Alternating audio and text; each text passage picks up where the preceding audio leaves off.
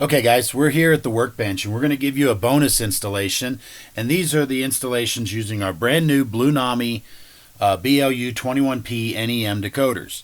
Now here in front of me I have one of the latest releases of the Atlas MP15 switchers, and this one was shipped with a 21-pin decoder socket inside the model.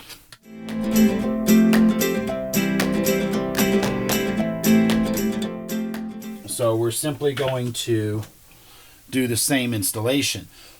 Now, on this particular model, I have already opened it up. I've added a lot of features to the decoder, or to the model. On this particular model, I've actually added the class lights and number board lights on each side and the truck lights on the underside. So you can kind of see the truck lights here on the underside where I've added them.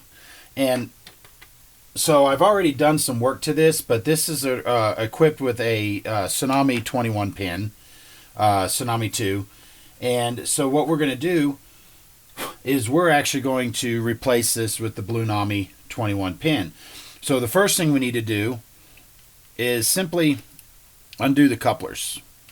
So we're going to take a screwdriver, we're going to pull this coupler screw out, and then we're just going to pull the coupler box out. There we go. And then we're going to set that down. And then we're going to do the same thing on the front of the model. Undo the screw. Oop, didn't undo it enough. There we go. Pull the screw out, and then the coupler box comes right out of the front here. Alright, now once those are done, there's no other screws that hold the body shell in place. So now it just takes a little bit of work. You're going to get your hand in on the body, and you're just going to slowly wiggle it back and forth until you can get the body shell off. Now under here, you'll see I've got all the wires going up where I put it.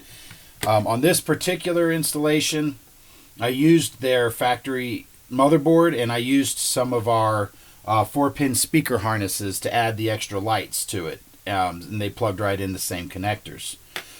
But underneath here, you'll see this is where our 21-pin decoder is. So we're just going to, there's a little bit of work has to be involved. We have to slightly lift the motherboard up a little bit, and then we can just simply pull the decoder out. Now we're going to take our blue 21 pin, and then again we're going to simply plug it right back into the same place, and then we're going to snap this motherboard back in. There we go. And then you want to take care, make sure these wires, at least the ones I did anyway, are out of the way, and make sure they're not going to interfere with anything. You want to check the rotation of the truck, make sure everything looks good. And that's basically it. Now we've done installations where we've added extra lights and things like that before. This isn't anything new and unusual that you guys have seen. And then we're simply going to put the shell back on, test our rotations of the trucks, and then we simply put our couplers back in place.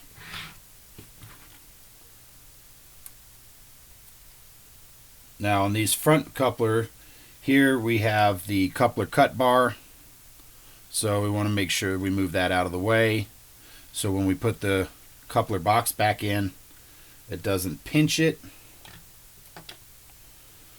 Put our screw back in, and then we're going to take our screwdriver and simply put it back in place. Now we're going to do the same thing on the other side. Now this coupler box fell apart when I had pulled it out, but that's an easy thing. They just literally kind of hold together. And then you're going to do the same thing on the back. And again, you want to make sure that that coupler cut bar is free of the box, because you don't want to press that nice looking detail under the box there. Now we're going to take our screw, put it in, And that's it. And now we've upgraded our 21-pin Tsunami 2 to now a Blunami. We're going to take this out to the layout, and we're going to do the same things that we've done before in the past when we've upgraded to Blunami. We're going to go through the app. We're going to make all our settings and adjustments, adding momentum, breaking rates, function mapping, things like that. We're going to do all that through the app.